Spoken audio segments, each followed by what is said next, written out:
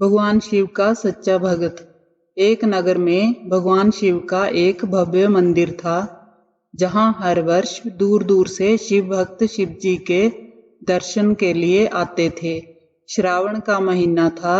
दूर दूर से कावड़िए कावड़ लेकर भगवान शिव को जलाभिषेक करने आए हुए थे। मंदिर का परिसर भक्तों की भीड़ से भरा हुआ था। अचानक आकाश में बिजली चमकने लगी और तेज हवाएं चलने लगी। सभी को आसमान से एक सोने का थाल मंदिर में उतरते हुए दिखाई दिया। इसके साथ ही एक भविष्यवाणी हुई कि ये थाल उसी को मिलेगा जो भगवान शंकर का सच्चा भक्त और प्रेमी होगा। मंदिर के परिसर में उपस्थित सभी लोगों ने ये भविष्यवाणी सुनी। धीरे धीरे सभी लोग इकट्ठे हो गए। जो लोग मंदिर की व्यवस्था देखते थे, उन्हें तो पूरा विश्वास था कि ये थाल उन्हें ही मिलेगा, इसलिए वे सबसे आगे जाकर खड़े हो गए।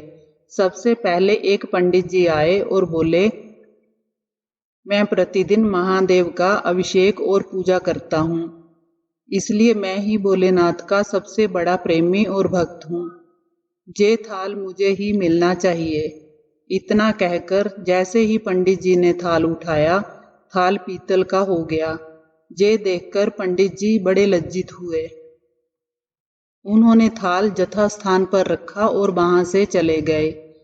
थाल को वापस रखते ही वह फिर से सोने का हो गया। इस प्रकार वहां उपस्थित सभी पंडितों ने खुद को आजमाया, लेकिन शायद उनमें से कोई भी सच्चा भक्त नहीं था। उन्हें भी थाल यथास्थान पर रखकर चले जाना पड़ा। इसके बाद उस नगर के राजा का आगमन हुआ। राजा आगे आए और बोले, मैंने महादेव के मंदिर में बहुत ज्यादा दान दक्षिणा दी है, इसलिए ये थाल मुझे मिलना चाहिए। इतना कहकर राजा आगे बढ़े और थाल उठाया। जैसे ही राजा ने थाल उठाया, थाल तांबे का हो गया। ये देखकर महाराज भी लज्जित हुए और थाल को यथास्थान रखकर एक तरफ खड़े हो गए। इसके बाद इसी तरह एक से बढ़कर एक दानी महात्मा और भक्त पधारे। सभी ने बारी बारी थाल उठाया, लेकिन थाल किसी के हाथ में पीतल का और किसी के हाथ में तांबे का हो गया, लेकिन सोने का नहीं रहा।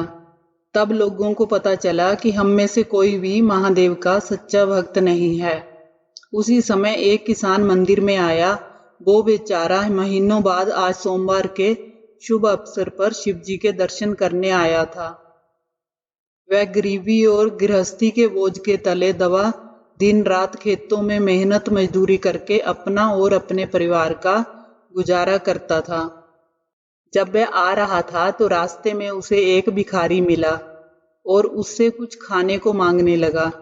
किसान को दया आ गई। जो भी अपने खाने के लिए खाना लाया था, वो उसने उस भिखारी को दे दिया। किसान ने थाल के बारे में भी सुना था, लेकिन उसने इस ओर कोई ध्यान ही नहीं दिया। वह सीधा मंदिर में गया और महादेव का पूजन करके बाहर आ गया।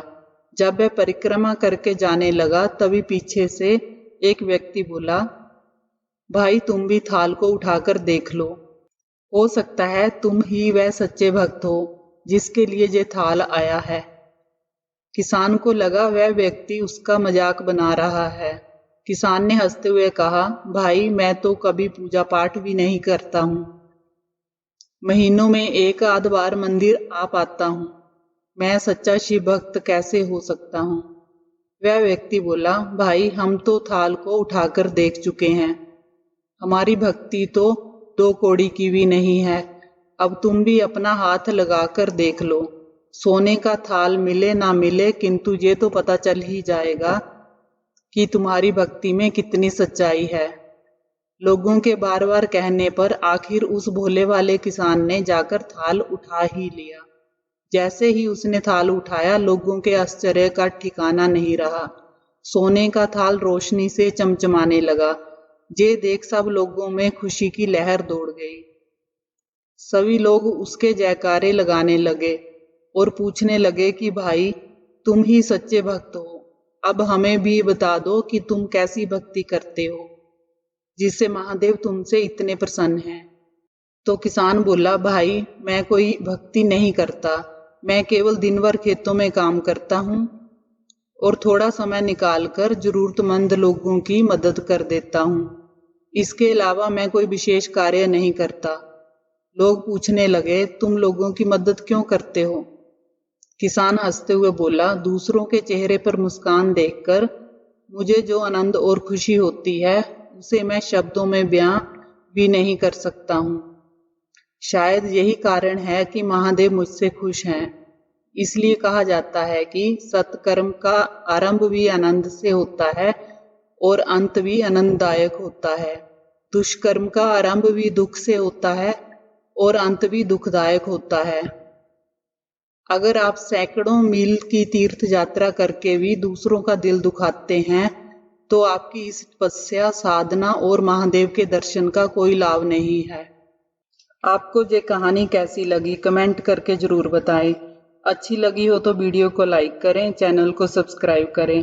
कहानी को अंत तक सुनने के लिए आप सभी का धन्यवाद।